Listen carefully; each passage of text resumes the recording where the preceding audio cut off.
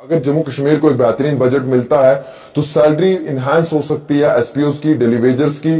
और इसके साथ साथ कॉन्ट्रेक्चुअल मुलाजमीन की। साल 2025 और 26 का बजट जम्मू कश्मीर के लिए बड़ा अहमियत रखता है और साल 2025-26 से पहले के जो बजट्स हैं उनका जम्मू कश्मीर को काफी ज्यादा फायदा नहीं भी मिला है और हम ये भी कह सकते हैं कि मिला भी है। मुलाजमत को अगर देखें तो उसमें कोई बड़ा फायदा नहीं है, लेकिन डेवलपमेंट को अगर देखें तो काफी बड़ा फायदा मिला भी है। दोस्तों, हम आज चर्चा कर रहे हैं साल 2025-26 के बजट पर और उससे इंपॉर्टेंट हम बात कर रहे हैं उन मुलाजमीन की जिनकी उम्मीद वजीर आला उमर अब्दुल्ला के साथ जुड़ी हुई है। डेली वेजर्स का मुद्दा एक लॉन्ग पेंडिंग इशू है और मुझे लगता है कि साल 20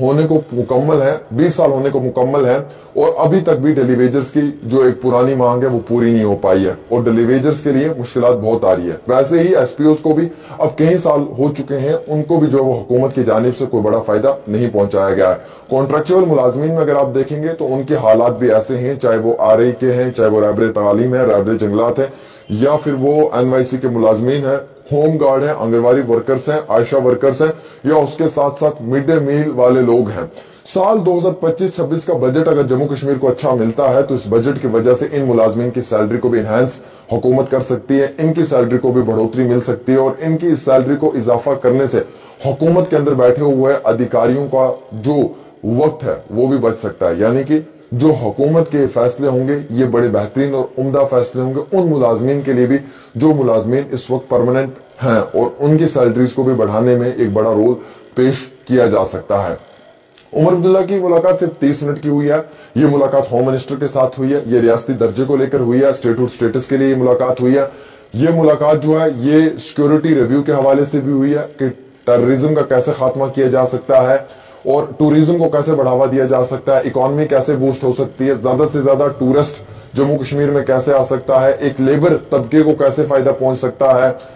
टूरिज्म के आने से जम्मू कश्मीर को किस तरीके का जो है वो अगले मुस्तकबिल में फायदा पहुंच सकता है, इस पे भी डिस्कशन हुआ है। लेकिन बात सिर्फ 30 मिनट की हुई है,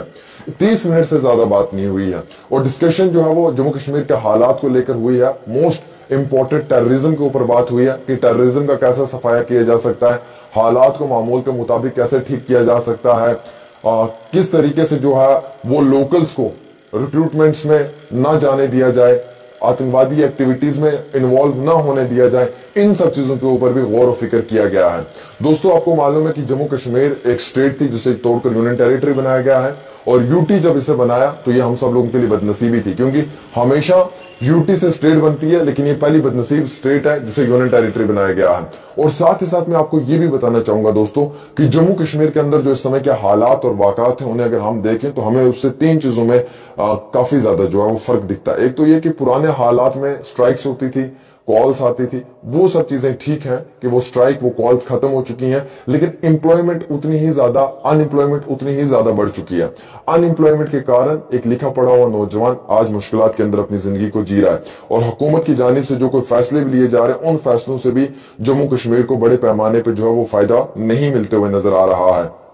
हालांकि इस समय में जो इंपॉर्टेंट इश्यूज हैं वो हैं डेली वेजर्स के, इंपॉर्टेंट इशू जो हैं वो हैं रैबर तालीम के, इंपॉर्टेंट इश्यूज जो हैं वो हैं एसपीओस के और ऐसे इंपॉर्टेंट इश्यूज जो हैं वो जम्मू कश्मीर के टूरिज्म के हैं। लेकिन इन सब चीजों में बढ़ोतरी ना मिलना, इन सब चीजों में जो है वो मुकम्मल तौर के ऊपर हुकूमत की जानिब से कोई बड़ा फैसला ना लेना, इस सब से हमें ये नजर आता है कि जम्मू कश्मीर जो है वो इस वक्त काफी ज्यादा मुश्किलात पे है। जम्मू कश्मीर जो है वो इस वक्त काफी ज्यादा दिक्कत और परेशानियों पे है और जम्मू कश्मीर के आम शहरी भी इस वक्त काफी ज्यादा मुश्किलात की जिंदगी जी रहे हैं। हकीकत तो यह है कि यहाँ पे जो पुराने समय के मुलाजमीन हैं उन्हें भी आज मुश्किलात का सामना उठाना पड़ रहा है, उन्हें भी प्रॉपर तरीके से सरकार की कोई गाइडलाइंस नहीं मिल पा रही हैं और साल 20 यानी कि 20 साल होने के बाद भी आज भी उन्हें दिक्कत और परेशानियों के बीच में जूझना पड़ रहा है। ये एक फैक्ट है जो मैं आपके साथ शेयर कर रहा हूं दोस्तों, जो मैं आपको बताने की कोशिश कर रहा हूं। कई सारी यहाँ पे जो है वो रिक्रूटमेंट्स हुई जिन्हें कैंसिल कर दिया गया, उन रिक्रूटमेंट्स के अंदर भी घोटाले हुए। कई सारे यहाँ पे जो वो नई रिक्रूटमेंट्स हुए उन नई रिक्रूटमेंट्स को भी रोक दिया गया क्योंकि